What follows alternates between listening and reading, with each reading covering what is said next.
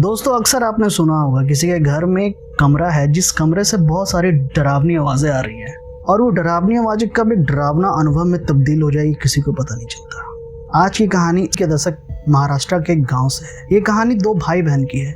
कैसे उस बहन ने अपने भाई को बचाने के लिए सारी हदें पार कर दी, ये कहानी में आपको जानने का मिलेगा। तो हेलो दोस्तों, मेरा नाम दास्तान है और आपका फियर फेवल्स में स्वागत है। ये कहानी पसंद आती है तो आप इस वीडियो पे एक लाइक कर दीजिएगा। और आपको पता नहीं है दोस्तों, आपका एक लाइक फिर वो कितना मोटिवेट करता है दूसरी वीडियो बनाने में। कमेंट करके मेरे को ये बताइएगा कि वीडियो आपको कैसी लगी और ये कहानी उस इंसान के साथ शेयर कीजिएगा जिन्हें रियल हॉरर स्टोरी सुनना पसंद है। कहानी पसंद आने पे आप चैनल को सब्सक्राइब भी कर सकते हैं। ऑलराइट, कहानी पे आते हैं। दोस्तों ये कहानी 80 के दशक की है। महाराष्ट्र में एक गाँव होता है जहाँ पे ज़्यादातर लोग किसानी करते हैं, फसलें उगाते हैं, अनाज उगाते हैं। तो दोस्तों अक्सर आपने देखा होगा कि गाँव में अगर कभी भी आप जाते होंगे तो उस घर में एक अनाज का कमरा होता है। उस अनाज के कमरे में सिर्फ अनाज ही रहता है। लोग उस कमरे की समझो कि एक पूजा रूम की तरह सेवा करते हैं। उस कमरे में हर दिन झाड़ू लगती है, उस कमरे में पूजा होती है। भगवान से लोग ये प्रार्थना करते हैं कि ये जो कमरा अनाज का ये हमेशा हरा भरा रहे। मुझे यकीन है बहुत सारे लोग जब ये कहानी स्टोरी सुन रहे होंगे तो जो मैं बता रहा हूँ इस चीज़ से रिलेट कर रहे होंगे। पार्वती और रवि भी किसान की फैमिली से आते थे। 80 का दशक वो था दोस्तों जब मौसम इतना बदहाल हुआ नहीं करता था। किसानी बहुत अच्छे से होती थी, फसल के जितने भी पैदावार है बहुत अच्छे से होते थे। तो एक साल की बात है, उस साल गांव के हर एक इंसान को बहुत अच्छी फसल हुई थी। इतनी अच्छी फसल हुई थी कि एक कमरा जो अनाज का होता था वो पूरा भरा हुआ होता था और लोग चाहते थे कि एक दूसरा कमरा भी हो ताकि उस पर हम सामान वो अनाज रख सके। तो ठीक पार्वती की फैमिली में भी ऐसा ही हुआ। फसल तो अच्छी हुई थी और वो जो अनाज का कमरा था वो पूरा भर गया था। तो पार्वती के पिताजी को ये महसूस हुई कि उन्हें एक कमरा चाहिए ताकि जो भी बचा हुआ अनाज है वो उस कमरे में रखा जा सके। पार्वती के पिताजी ने गांव वालों से पूछा कि आपके पास कोई एक्स्ट्रा कमरा है जिसमें बचा हुआ अनाज हम रख सकें। दोस्तों बात ये हुई थी कि उस साल इतनी अच्छी फसल हुई थी कि जितने भी गांव के लोग थे उनके घरों में जो अनाज का कमरा था वो सारे फुल थे। तो सब ने मना कर दिया। तो पार्वती के पिताजी ने सोचा कि हमारे घर के पीछे जो बागीचा है, जो बागान टाइप का है, वहाँ के सारे पेड़ पौधे कटवा के वहाँ पे एक रूम बनवा देते हैं। अच्छी बात थी, अपना ज़मीन है तो वहाँ पे एक एक्स्ट्रा रूम बन जाएगा तो फिर क्या ही दिक्कत है। तो ठीक पार्वती के पिताजी ने ऐसा ही किया। उन्होंने वहाँ के सारे जितने भी पेड़ पौधे थे सब कटवाए और बहुत सारे मजदूर को बुलवा के वहाँ पे एक रूम बनवाना स्टार्ट कर दिया। दोस्तों जब ये रूम बन रहा था तब जो वहाँ पे मजदूर आए थे जो काम कर रहे थे उन लोगों को लगता था कि जो बाउंड्री है वहाँ पे कोई साया बैठ के उन्हें देख रहा है और घूर रहा है। और वो जो साया था वो लोग ऐसा डिस्क्राइब कर रहे थे कि वो उन्हें गुस्से से देख रहा हो। वो ऐसा डिस्क्राइब कर रहे थे कि उन्हें ये महसूस करवा रहा है कि तुमने यहाँ के बाग बगीचे क्यों काट दिए। ये बात मजदूरों ने पार्वती के पिताजी को बताया, मगर पार्वती के पिताजी ये सब बातों पे ज़्यादा बिलीव नहीं करते थे। तो उन्होंने मजदूरों को बताया कि तुम अपना काम करो, पैसा ले और जाओ, और सब फालतू की बातें मुझे मत बताओ। मुझे अपने अनाज को इस रूम में रखना है और जल्दी करो वरना जितने भी मेरे अनाज है सब बर्बाद हो जाएंगे। तो एक इंसान सिर्फ दूसरे इंसान को बोल ही सकता है, उसे जबरदस्ती तो ये बात प्रूव नहीं करवा सकता है कि यहाँ पे कोई साया है। तो ठीक मजदूरों ने ऐसा ही किया। मगर जितने दिन भी वहाँ पे मजदूर काम किए थे वो एक डर की दहशत में थे कि कुछ ना कुछ तो यहाँ पे गड़बड़ है, कोई तो साया है जो हमें घूर के देख रहा है। खैर 10-15 दिन में काम कंप्लीट हो गया, एक रूम बन के तैयार हो गया और जितने भी अनाज की बोरियां थी पार्वती के पिताजी ने उस रूम में रख दिया। ये सब होने के बाद पार्वती भी वहाँ देखने गई कि कैसा रूम बना है, अनाज कहाँ कहाँ पे रखे हुए हैं। तो पार्वती को ऐसा महसूस हुआ कि इस रूम पे कोई साया कोने में खड़ा हुआ है और जो उसे घूर के देख रहा है। ऐसा क्लियर कुछ नहीं था, बस एक धुएं जैसी चीज होती थी, काली सी परछाई जो उस कोने में खड़ी है और वो पार्वती को घूर रही है। तो पार्वती ने सोचा कि यहाँ पे अंधेरा है, इसके वजह से शायद मुझे कोई गलतफहमी होगी। और दोस्तों 80 का दशक ये था कि ज़्यादा लाइट की व्यवस्था नहीं थी, मतलब करंट नहीं दौड़ता था हर गाँव में। खैर ये हुआ, एक रात की बात है जब पार्वती बाथरूम जाने के लिए रात में उठी तो ऐसा लगा उसे कि उसे कोई पीछे से बुला रहा है उस अनाज के कमरे से। उसने देखा कि वो दरवाजा बंद है मगर उस दरवाजे के पीछे से कोई उसे बुला रहा है, उसका नाम लेके पार्वती पार्वती करके बुला रहा है। उसने इन बातों को अनसुना किया, वो बाथरूम गई, फ्रेश होके फिर वापस आने लगी। जब अपने कमरे के दरवाजे पे पार्वती पहुंची तो उसे ऐसा फिर लगा कि उस कमरे से किसी ना किसी की आवाज़ आ रही है जो उसका नाम लेके उसे बुला रही है। वो अचानक जब पीछे मुड़ती है तो वो देखती है जो दरवाजा बंद था वो अब खुला हुआ है। पार्वती अचानक से पीछे हट गई। उसे लगा कि अरे ये क्या हुआ, अभी तो मैंने देखा था कि ये दरवाजा बंद है और ये दरवाजा अभी खुल गया है, ऐसा कैसे हो सकता है? क्या कोई घर में चोर घुस गया है? वो दौड़ के अपने पिताजी के पास गई और पिताजी को ये सब बातें बताई। तो पिताजी भी लालटेन लेके उस अनाज वाले कमरे में गए और देखा वहाँ पे कुछ नहीं है, सिर्फ अनाज भरे पड़े हुए हैं। मगर पार्वती ने उसे देखा था। ये बात पार्वती अपने पिताजी को बार बार बता रही है कि कुछ तो एक साया उसने देखा था जब वो इस कमरे को देखने आई थी, जब ये कमरा बन के तैयार हुआ था। मगर फिर भी पिताजी ने पार्वती की बात को अनसुना कर दिया। खैर वो रात बीत गई। जब वो सुबह उठी तो उसकी माँ ने पार्वती से बोला कि ऐसा तू क्या देख ली थी कि तुझे डर लग गया कि उस कमरे में कोई है। उसने अपनी माँ को बताया कि माँ, मैंने देखा कि कोई काला साया कमरे के राइट साइड के कोने में खड़ा हुआ है और मुझे घूर घूर कर देख रहा है। वो गुस्से में है और मुझे ऐसा लग रहा था कि वो चाहता है कि हम लोग इस कमरे में नहीं जाएं। ये बात सुन के पार्वती की जो माँ थी थोड़ी विचलित सी हो गई। कोई भी हो जाएगा। और वो इस चीज़ में बहुत ज़्यादा बिलीव करती थी कि कुछ ना कुछ ऊपरी साया, कोई तीसरी शक्ति तो होती ही है, भूत पिशाच जैसे लोग।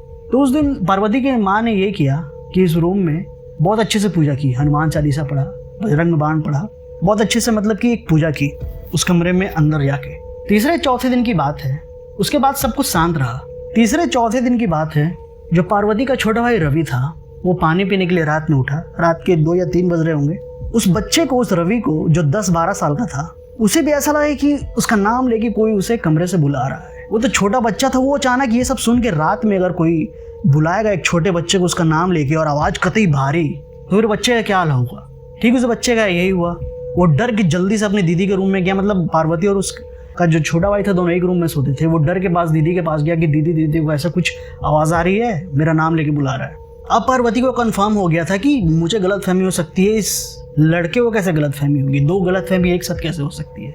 मुझे भी वो नाम लेके बुला रहा था और मेरे छोटे भाई को भी नाम लेके बुला रहा था। मगर रात काफ़ी हो चुकी थी तो उसने सोचा कि ये बात जो है वो सुबह में बताएगी अपने माँ पापा को। ठीक ऐसा ही हुआ। सुबह उठ के पिताजी को पार्वती ने ये सब कुछ बताया, रवि ने भी बताया। मगर पार्वती के जो पिताजी थे अभी भी इस बात को मान नहीं रहे थे कि ऐसा भी कुछ हो सकता है। खास इसके पिताजी उस टाइम इस बात को मान लेते तो आगे जो स्टोरी में होने वाला है वो नहीं होता इनके साथ। ये बात भी आई गई हो गई। इसी रात की बात है, पार्वती जब रात में फिर बाथरूम जाने के लिए उठी, अब उसे ऐसा लगा कि उसके पीछे पीछे कोई आ रहा है। और उसने जैसे ही पीछे मुड़ के देखा, 10 से 15 फीट लंबा एक साया उसके पीछे लाल आंखों के साथ। उसे देख के बस उसके सफ़ेद सफ़ेद दांत दिख रहे हैं और वो लाल आंखें दिख रही है। बस वो साया है।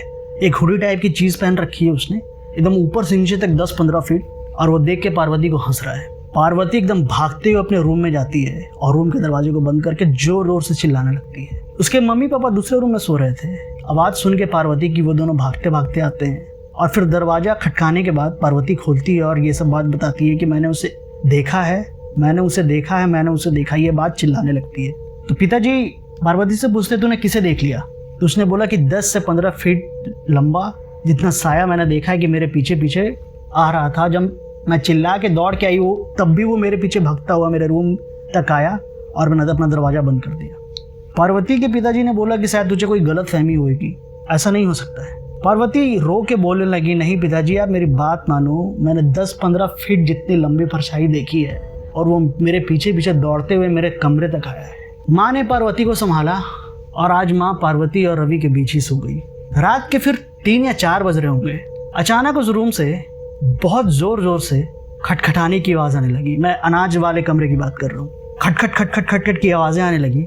इस बार पार्वती के पिताजी ने भी ये आवाज़ें सुनी और उठ के वो उस अनाज वाले कमरे के पास गए।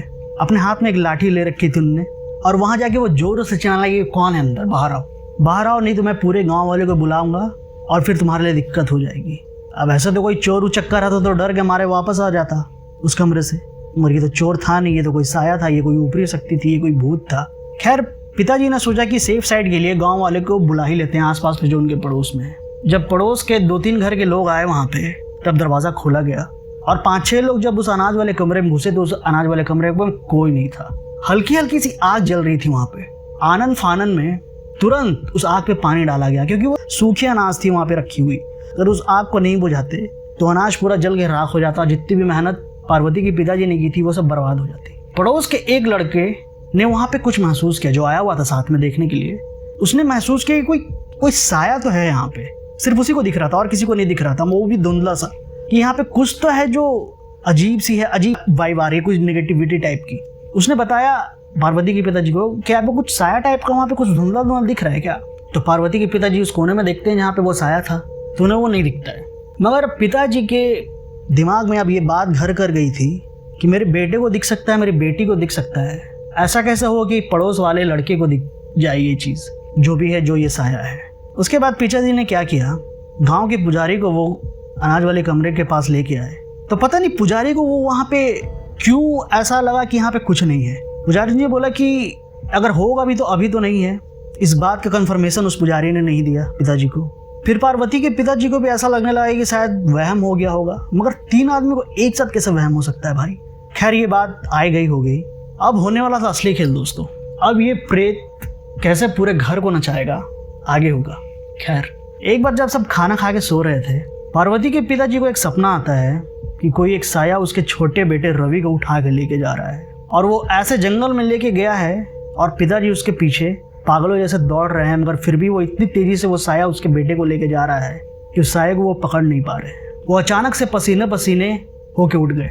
उनको उठता हुआ देख के उनकी बीवी जो थी पार्वती की माँ, वो भी उठ गई। अचानक से पूछी कि क्या हुआ, तो पिताजी ने बताया कि मैंने ऐसा ऐसा सपना देखा है। तो पार्वती के माँ ने बोला कि देखो आप हम लोगों की बात मानो, इस घर में कुछ ना कुछ, उस नए वाले कमरे में जो हम लोग बनाए उसमें कुछ ना कुछ तो गड़बड़ है। अब हमारी बात का भरोसा करो, कुछ ना कुछ है उस कमरे में गड़बड़। सब लोग यही बोल रहे थे कि उस कमरे में कुछ ना कुछ है। घर के जितने 3 लोग थे, पार्वती, उसका भाई और उसकी माँ। पिताजी को भी लगा कि अब ये बात सीरियस है थोड़ी। अब उसने क्या किया, एक बहुत खोज के बाद, मतलब 3-4 दिन खोज करने में लग गए इस चीज़ को, एक तांत्रिक के पास वो पहुंचे। तब तक ये सब घटनाएं घर में हो रही थी और धीरे धीरे इन घटनाओं की इंटेंसिटी बहुत ही ज़्यादा बढ़ गई थी। इसी तरीके से एक तांत्रिक से बात हुई और वो तांत्रिक उनके घर पे आया। घर पे जैसे ही वो तांत्रिक आता है, वो एक कदम पीछे हट जाता है। दरवाजे के मुहाने पे जो अनाज का दरवाजा था, अनाज के रूम का दरवाजा, अचानक वो पीछे हट जाता है। पार्वती के पिताजी को बोलता है कि ऐसा तो नहीं कि आपके घर में कोई गायब हो गया है। पिताजी बोले कि नहीं, ऐसा तो नहीं है। मगर पार्वती के पिताजी ने वो सपना तो देखा था कि वो जो साया है उनके बेटे को उठा के लेके जा रहा है। तो पिताजी ने उस सपने के बारे में उस तांत्रिक को बताया। तो उस तांत्रिक ने पार्वती के पिता को बोला कि आप अपने छोटे बेटे को संभाल के रखिए, आप उसे मेरे सामने बुलाइए, मैं उसे कुछ धागा अभिमंत्रित करके उसके हाथ में बांधूंगा, तब आपका बेटा सुरक्षित रहेगा। वरना ये जो साया है, ये जो प्रेत है, आपके बच्चे को ही लेके चला जाएगा यहाँ से। पूरे घर में एक डरावना माहौल अब पूरे प्रॉपर तरीके से बन चुका था। जब पता चलेगा कि एक साया है एक छोटे बच्चे को लेके जाएगा, तो आप समझ सकते हैं उस घर का सिचुएशन क्या रहा होगा। घर में पूरे डर का माहौल। तांत्रिक ने उस छोटे लड़के रवि को बुलाया और उस पे हाथ में, और रवि के हाथ पे कुछ काले रंग की अभिमंत्रित की हुई एक धागे को बांधा। और तांत्रिक ने बोला कि किसी भी कीमत पे ये धागा इसके हाथ से निकलना नहीं चाहिए। इस बात का आप ध्यान रखिएगा कि जब तक इस साये का सॉल्यूशन नहीं निकलता है, इस प्रेत का सॉल्यूशन नहीं निकलता, जब तक वो साया यहाँ से जाता नहीं है, तब तक ये जो धागा है इस छोटे लड़के के हाथ पे ही रहना चाहिए, वरना कुछ ना कुछ गलत इसके साथ होगा और इसकी जा सकती है। ये सब करके तांत्रिक वहाँ से चले गए और उन्होंने बोला कि मुझे थोड़ा सा टाइम लगेगा इस साये को इस घर से निकालने के लिए, आपको वेट करना पड़ेगा।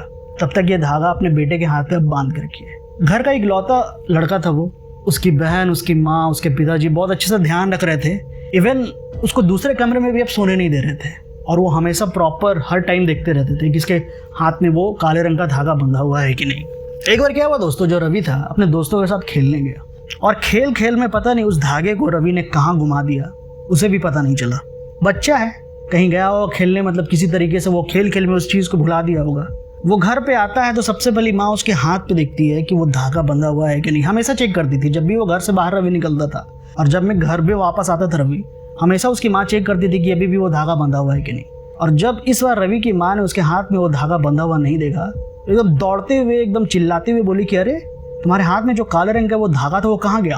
तो वो भी रवि अपने हाथ पे देखता है, उसे भी लगता है कि मैंने कहाँ खो दिया उसे। वो रोने लगा, वो लिटरली वो रोने लगा। मतलब पार्वती की जो माँ थी बहुत ज़्यादा जोर से पूछ ली थी उससे, इसकी वजह से वो जो रवि था रोने लगा। 1 घंटे बाद जब रवि के पिताजी वापस आए, पार्वती और रवि के पिताजी वापस आए, तो ये सब बातें बताई गई कि इसका जो धागा था वो पता नहीं कहाँ गुम हो गया जब ये खेलने बाहर गया हुआ था। तो रवि के जो पिताजी थे, पार्वती और रवि के जो पिताजी थे, वो भागते हुए इस तांत्रिक के पास पहुंचे, मगर उन्होंने देखा कि वो तांत्रिक के जो घर का जो दरवाजा उस पर ताला लगा हुआ था। मतलब झोपड़ी नुमा एक घर में रहता था, तो उस झोपड़े में, मतलब ताला तो नहीं बोल सकते उसको, मतलब वो दरवाजा उसका बंद था और उसके अंदर कोई नहीं था। आसपास और भी 2-3 जो इस तरीके के तांत्रिक रहते थे उनसे पूछा गया कि कहाँ गए हैं, तो बोले कि आप ही की पूजा के लिए कहीं ये बाबा गए हुए हैं, ये तांत्रिक बाबा गए हुए हैं और 2-3 दिन बाद वापस आएंगे। तो पार्वती के पिताजी ने बोला कि तांत्रिक बाबा ने मेरे बेटे रवि को एक हाथ पे अभिमंत्रित करके काला धागा बांधा हुआ था, मगर वो जब खेलने गया था तब वो धागा खुल के कहीं गिर गया, तो आप मुझे क्या दूसरा धागा दे सकते हो?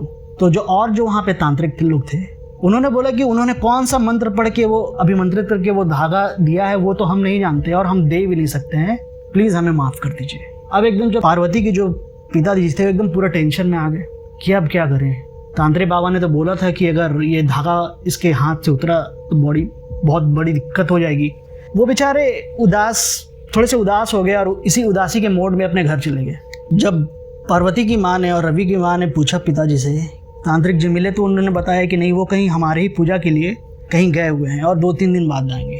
तो फिर रवि के पिताजी ने बोला कि अब हम एक काम करेंगे, इसको अपने नज़र से कहीं जाने नहीं देंगे जब तक वो तांत्रिक जी वापस नहीं आ जाते। तो फिर सब ने बोला हाँ ठीक है, और परिवार ने एक अच्छा काम किया कि अब बोले कि अब कोई अलग नहीं सोएगा जब तक तांत्रिक जी नहीं आते हैं, अब हम लोग एक कमरे में सोएंगे और रवि पे ध्यान रखेंगे। ये काम उन्होंने बहुत अच्छा किया, मगर क्या फ़ायदा जब वो धागा ही खो गया। आगे आपको पता चलेगा। एक रात नहीं, उसी सेम रात ये चारों परिवार के जन सो रहे थे। पता नहीं पार्वती, उसकी माँ और पार्वती के पिताजी को इतनी गहरी नींद आई कि जब एक बार रात के 2 या 3 बजे पवित्रा की माँ अचानक उठी तो उन्होंने देखा कि रवि जो उनका बेटा है वो कमरे में नहीं है। वो दौड़ के जब उस कमरे के बाहर गई तो रवि की माँ ने देखा, पवित्रा की माँ ने देखा कि उनका बेटा रवि उस अनाज वाले कमरे में जा रहा है और उसने दरवाज़ा जाके बंद कर दिया है। ये सब देख के रवि की माँ, पार्वती की माँ, मैं अभी से रवि की माँ ही बोलूँगा, रवि की माँ दौड़ते हुए अपने पति के पास जाती है और उनको उठाती है। रवि के पिताजी एकदम अचानक उठ के दौड़ते हुए उस अनाज वाले कमरे को खोल के देखते हैं कि मेरा बेटा कहाँ है। तो दोस्तों यकीन नहीं कीजिएगा, उनका बेटा उस कमरे में नहीं था। वो कमरे में गया तो था और उस कमरे से पता नहीं कहाँ गायब हो गया, पता नहीं चला। पूरे एकदम जितनी भी अनाज थे सबको उलट के वो लोग देखने लगे, मगर वो नहीं मिला। उस कमरे में ऐसा लगा जा कि वो गायब सा हो गया। बहुत सारे कंटेनर रखे हुए थे धान के, अनाज के, वहाँ पे सब वो कंटेनर में से अनाज को उलट के देख लिया, पुलट के देख लिया, फिर भी उनका बेटा रवि उस कमरे में नहीं था। और इस कमरे में मैंने पहले ही बताया था कि कमरे में एक ही दरवाज़ा है, इसी दरवाजे से इंसान अंदर जा सकता है और इसी से आ सकता है। तो कहाँ वो लड़का गायब हो गया। सब लोग एकदम रोने लगे, रात भर एकदम खोज के लोग पागल हो गए थे। जो तीनों जो इंसान थे उस घर में, उस परिवार के, एक का भाई गया था, 2 के बेटे गए थे, तीनों खोज के पागल हो गए थे, मगर वो नहीं मिला। दोस्तों सुबह के 8-9 बज रहे होंगे, तभी दरवाजे पर दस्तक हुई और जब रवि के पिताजी ने दरवाजा खोला तो सामने तांत्रिक जी खड़े हुए थे। तांत्रिक जी देख के रवि के पिताजी को ये बोलते कि तुम्हारा बेटा कहाँ है। तब रोते रोते रवि के पिताजी ने ये सब बताया कि वो अनाज वाले कमरे में गया था और वहाँ से गायब हो गया। हमने उसे जाते हुए तो देखा था, मगर जब हम लोग उस कमरे में उसे खोजने गए थे तब उनका बेटा उस कमरे में नहीं था। तांत्रिक जी ने बोला कि मैंने तुम्हें बोला था कि अपने बेटे का ध्यान रखना, और वो काला धागा इसके हाथ से नहीं खुलना चाहिए, मगर फिर भी तुमने ध्यान नहीं रखा। अब मैं क्या करूं? वो साया उसे अपने साथ लेके कहाँ गया है? अब ये मैं कितनी भी कोशिश कर लूं, अब वो तुम्हारे बेटे को वापस नहीं करेगा। रवि के पिताजी एकदम उसके तांत्रिक के पैर में एकदम लोट पोट करके रोने लगे कि प्लीज़ बाबा मेरे बेटे को वापस ले आओ। तांत्रिक ने बोला कि मैं कोशिश तो करूंगा, मगर ये कंफर्म नहीं बता सकता हूँ कि तुम्हारे बेटे को वापस ले पाऊंगा कि नहीं। इधर जो पार्वती का हाल था, वो एकदम पागल हुई थी अपने छोटे भाई के लिए, क्योंकि वो अपने छोटे भाई से दोस्तों बहुत ज़्यादा प्यार करती थी। ये बता दूं कि जो पार्वती थी वो 18 साल की थी और जो उसका छोटा भाई था 12 साल का था। तो समझो वो एक तरीके की उसकी माँ हुई, माँ जैसे उसका ख्याल रखती थी। एकदम वो रोने पीटने लगी, रात से ही रो पीट रही थी। वो अनाज वाले कमरे से निकल नहीं रही थी। वो हर एक कोने में भी चेक कर रही थी कि शायद भाई उसके अनाज के नीचे तो नहीं दब गया। एकदम आप समझ सकते एक बड़ी बहन अपने छोटे भाई के लिए कितना ही तड़प सकती है, और उसका बड़ा भाई छोटे भाई के साथ ऐसा अगर हो गया है तो एकदम रो के पार्वती का बुरा हाल था। किसी तरीके से उसकी माँ ने पार्वती को शांत करवाया, फिर भी जाके वो शांत नहीं हुई। फिर भी वो 10-15 मिनट के बाद रोने लगती थी, सिसकने लगती थी। और इधर रवि के पिताजी उस तांत्रिक बाबा के साथ उनके कुटिया पे गए और वहाँ पे कुछ तांत्रिक बाबा ने कुछ पूजा की। आंख बंद किए हुए थे तांत्रिक बाबा, अचानक से आंख खोले और एकदम खड़े हो गए और उन्होंने बोला कि वो साया जो है तुम्हारे बेटे को वो ले के चला गया है और वो उसे छोड़ेगा नहीं। तो रवि के पिताजी थे एकदम बोलने लगे किसी भी तरह से मेरे बेटे को लेके आओ। तांत्रिक बाबा भी ये सब बात सुन सुन के बार बार गुस्सा हो गए कि जब तुमको मैंने बोला था कि ये काला धागा उसके बॉडी में से निकलनी नहीं चाहिए, उसके हाथ में से निकलनी नहीं चाहिए, फिर भी तुम लोगों ने ध्यान नहीं दिया। अब बताओ वो साया इतना ज़्यादा पावरफुल है कि मेरी कोई भी शक्तियाँ उस पर कुछ असर नहीं डाल सकती हैं। निराश होकर रवि के पिताजी घर वापस आ गए। अब उन्होंने सोचा कि जब इस तांत्रिक के बस की बात नहीं है तो मैं किसी दूसरे तांत्रिक को अपनी समस्या बताऊंगा, अपनी प्रॉब्लम बताऊंगा और उसके पास जाऊंगा। दोस्तों अगर 10 तांत्रिक है तो उसमें से 8 तांत्रिक आपको ऐसे मिलेंगे जो ढोंग करते हो तांत्रिक विद्या का। ठीक रवि के पिताजी के साथ ऐसा ही हुआ। बहुत दूर दूर तक गए उसके पिताजी। सब लोगों ने बोला ये पूजा करवाओ, कभी ये पूजा करवाओ, कभी इस विधि को बोला करने के लिए। बहुत सारे पैसे खर्च हो गए मगर फिर भी कोई फायदा नहीं हुआ। और इधर जो पार्वती की हालत थी बहुत ही ज़्यादा खराब थी। वो अपने भाई को दिन रात खोजती थी। उसे पता था कि उस कमरे में कुछ नहीं, मगर फिर भी अब अनाज को इधर उधर करके उस कमरे में हमेशा रोती रहती थी, खोजती रहती थी, चिल्लाती रहती थी, भगवान से प्रे करती थी तूने मेरे भाई को क्यों छीन लिया, मेरा भाई वापस लौटा। दोस्तों पार्वती की एक सहेली थी, कल्पना नाम था उसका। तो कल्पना जब अपनी सहेली के हाल सुन के उसके घर पे आई, जब रोता बिलखता हुआ कल्पना ने पार्वती को देखा तो कल्पना ने बताया कि मेरे पिताजी एक ऐसे तांत्रिक को जानते हैं जो तुम्हें मदद कर सकते हैं तुम्हारे भाई को वापस लाने के लिए। पार्वती ने अपने आंसू पोंछे और कल्पना के साथ उसके घर पर चली गई। कल्पना जाके अपने पिताजी से पार्वती को मिलवाती है। कल्पना के पिताजी भी तांत्रिक विद्या थोड़ी बहुत जानते थे मगर इतना भी नहीं जानते थे कि ये चीज़ को वो कर सकें, रवि को वापस ले आ सकें। तो कल्पना के पिताजी ने बोला कि बेटी पार्वती मैं खुद तो मदद नहीं कर सकता मगर मैं कुछ ऐसे तांत्रिक लोगों को जानता हूँ जो तुम्हारी मदद कर सकते हैं। अभी पार्वती के पिताजी तो बाहर गए हुए थे एक अच्छे तांत्रिक के खोज में, तो पार्वती को ही कल्पना के पिताजी के साथ जाना पड़ा जो उसकी सहेली थी। दोनों सहेलियां अपने पिताजी के साथ कहीं पहाड़ी नुमा जगह पे गए। वहाँ एक तांत्रिक बाबा आंख बंद करके कुछ ध्यान में थे। दोस्तों आप यकीन नहीं कीजिएगा, जब वो लोग पहुँचे वहाँ पे तब उस तांत्रिक बाबा ने आंख खोले और बोले कि वो बच्चे के लिए आए हो क्या यहाँ पे। बिना समस्या बताए ही उस तांत्रिक ने कैसे उस बात को जान लिया। बहुत सारे ऐसे सिद्ध पुरुष होते हैं दोस्तों कि आप उनके पास जाओगे बिना समस्या बताए ही आपके वो प्रॉब्लम को समझ लेंगे। ठीक है, ऐसा इनके साथ हुआ। तो पार्वती ने बहुत रोते हुए बोला कि मेरा भाई मेरे अनाज के कमरे में गया था, मुझे काला सा दिखाई देता है उस कमरे में और वो फिर वापस ही नहीं आया। तो उस तांत्रिक बाबा ने बोला कि हाँ मैं देख पा रहा हूँ कि वो साया तुम्हें उसी कमरे में रखा हुआ है तुम्हारे भाई को, मगर वो तुम्हारे आंखों से ओझल है। तो पार्वती उस तांत्रिक बाबा के पैर में पड़ के बोली कि पैर में कि लिटरली वो रोने लगी थी। आप समझ जाओ कि एक भगवान मंदिर में कभी देखा हुआ है कि भगवान के सामने भक्त लोग कैसे प्रणाम करके बोलते हैं कि मेरी इच्छा पूरी करो। तो लिटरली जब पार्वती थी उस तांत्रिक बाबा के पाँव में लौटने लगी और बोला बाबा प्लीज़ मेरे भाई को किसी भी तरीके से लेके आ जाओ वापस। तो उन्होंने बोला कि मैं अभी तो नहीं आ पाऊँगा, आज से ठीक 7 दिन बाद जब अमावस्या की रात होगी तब मैं आऊँगा, तब मैं वहाँ आके कोई पूजा कोई विधि करूँगा। और ये कंफर्म मत समझना कि तुम्हारा भाई वापस आ सकता है, क्योंकि जहाँ वो है तो उसी कमरे में, और उस साये ने उसका एक साये का ऐसा ऑरा है कि तुम्हारे भाई तुम्हारे सामने होते हुए भी तुम्हें दिखाई नहीं दे रहा है। खैर दोस्तों 7 दिन बाद जब वो तांत्रिक बाबा अमावस्या की शाम को पूजा विधि स्टार्ट करने लगे उस घर के अंदर, तब तक उसके जो पार्वती के पिताजी थे वो कहीं अलग खोज करने के लिए गए हुए थे किसी तांत्रिक। ये चीज़ पता नहीं था कि पार्वती के पिताजी को कि उसकी पूजा हो रही है कुछ उसके बेटे को लाने के लिए उस तांत्रिक के द्वारा। तो फिर पूजा स्टार्ट हुई, जितनी भी विधियाँ थी वो उस तांत्रिक बाबा ने की है। उसके बाद ये हुआ वो जो अनाज का दरवाजे का जो कमरा था वो बंद था। अचानक वहाँ पे समझो कि धुआं आने लगा उस अनाज के कमरे से। जब 2-3 घंटे विधि या पूजा जो भी आप बोल लो वो जब किए, उसके बाद तांत्रिक बाबा ने बोला कि अब दरवाजे को खोलो। अब दरवाजे को खोला गया तब पार्वती ने देखा कि उसका भाई वहाँ पे बेहोश लेटा पड़ा हुआ है।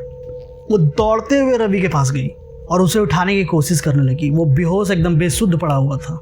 ये सब वाक्य को हुए दोस्तों, ये सब जो अभी पूजा हुई अभी तो मिल गया रवि, तांत्रिक बाबा ने कुछ पूजा किया अभी तो कुछ मिल गया वो रवि, मगर ये सब हुए लगभग 20 से 25 दिन हुए होंगे। और इन 20 से 25 दिनों में उस लड़के रवि ने कुछ खाया पिया नहीं था। वो एकदम हड्डी हो चुका था। उसकी सारी जितनी बॉडी के मांस थी, मसल्स थे, जो भी आप बोल लो, वो एकदम ऐसा लगता है जैसे बीमार इंसान को देखोगे ना कि उसके कि हेल्थ कमज़ोर हो जाता है, उस तरीके के हो गए थे। किसी भी तरीके से उसे उठाया गया। और इस समय ये होता था दोस्तों कि उस समय तो डॉक्टर 80 के दशक में, ये कहानी 80 के दशक की है, तो उस समय तो डॉक्टर ज़्यादा होते नहीं थे गाँव में, तो वैद्य हुआ करते थे। तो वैद्य जी आए, रवि को उन्होंने देखा देखते के साथ बोले कि ये लड़का नहीं बच पाएगा। फिर किसी तरीके से मतलब दवाई करके, कुछ भी औषधि खिला के, कुछ आयुर्वेदिक, उस समय तो मतलब कि ये इंग्लिश मेडिसिन तो नहीं आती थी, आती भी होगी तो गांव में अवेलेबल इतनी ईजी नहीं थी, सस्ती की बात है ये सब करके 2-3 दिन तक तो वो बेहोशी रहा था, कुछ नहीं बोल रहा था वो। 2-3 दिन बाद अचानक दोस्तों उसकी आँख खुल गई। इधर पवित्रा एकदम पागल हुई पड़ी थी, हर दिन मंदिर जाती थी अपने भाई के सेहत के वो जल्दी ठीक हो जाए। पवित्रा की जो भक्ति थी भगवान की तरफ, हनुमान जी का मंदिर था वो एट लास्ट सफल हो गई। तीसरे चौथे दिन रवि को होश आ गया। पार्वती की खुशी का ठिकाना नहीं था, पार्वती की खुशी का ठिकाना नहीं था दोस्तों। वो अपने छोटे भाई को अपने आँख के सामने इतने दिन बाद उसका नाम लेते हुए देख रही थी। दीदी दीदी वो बोल रहा था। अभी तक पार्वती के पिताजी वापस नहीं आए, वो तांत्रिक को जो खोजने गए थे अभी तक वापस नहीं आए हैं। ठीक उसी शाम पार्वती के पिताजी और रवि के पिताजी वापस आते हैं तो देखते हैं कि उनका बेटा मिला हुआ है। आप समझ सकते हो दोस्तों इस खुशी का क्या ठिकाना रहा होगा, जो बाप अपने बेटे के लिए इतने सारे फेक तांत्रिक से मिला, इतने सारे पैसे खर्चा, कितनी सारी विधि करवाई, फिर भी उसे वो चीज़ नहीं मिला। मगर वो जब गया और जो वापस लौटा तो उसका बेटा उसके आँख के सामने था। वो एकदम रोते हुए अपने बेटे से लग गया, गले से लग गया कि मेरा बेटा कहाँ चला गया था। मतलब आप समझ सकते हो क्या इमोशनल सीन रहा होगा वहाँ पे। जब तांत्रिक जी से पूछा गया कि यह साया कौन था तो तांत्रिक जी ने बताया कि जिस बगीचे में तुम्हें जो पेड़ वहाँ पे था उस पेड़ को काटे थे, उस पेड़ पे एक साया रहा करता था। हमेशा नहीं रहता था, कभी कभी आता था। मगर जिस दिन वो पेड़ को काट के तुमने वहाँ पे रूम बनाया, वो साया का घर तुमने उस जगह से हटा दिया। इसीलिए इस बदले के चलते उस साया ने तुम्हारे बेटे को इतने दिन के लिए गायब कर दिया। और ये मिलता भी नहीं अगर मैं नहीं आता तो। ये बहुत सही टाइम पे तुमने मुझे बुलाया और मैं आया, वरना ये हमेशा के लिए तुम्हारे बेटे को लेके चला जाता। दोस्तों ये कहानी मेरे को रवि जी के बेटे ने बताई है। अभी भी वो लोग उसी घर में रहते हैं। मतलब अब कहीं मुंबई के साइड शिफ्ट हो गए हैं, मगर उनका जो घर है रवि जी का वो अभी भी गांव में है। और वो अनाज का रूम उसको पूरी तरीके से पैक कर दिया गया है। उस पर कुछ अभी मंत्रिक धागा बांध के उस चीज़ को हमेशा के लिए पैक कर दिया गया। अब वहाँ पे कुछ ऐसा कुछ डरावना अनुभव होता नहीं है, मगर वो दरवाज़ा अनाज वाला जो है वो लोग खोलने की कोशिश नहीं करते। तो खैर दोस्तों ये आज की यही कहानी थी। आप मेरे को बताइएगा ये कहानी आपको कैसी लगी। कहानी अच्छी लगी हो तो दोस्तों इस वीडियो पे एक लाइक ज़रूर कीजिएगा प्लीज़, और शेयर कीजिएगा, कमेंट कीजिएगा। और इस तरह के रियल हॉरर स्टोरीज आप सुनना चाहते हो तो इस चैनल को सब्सक्राइब कर लीजिएगा। मैं मिलता हूँ आपको नेक्स्ट वीडियो में। मेरा नाम दास्तान है। बाय।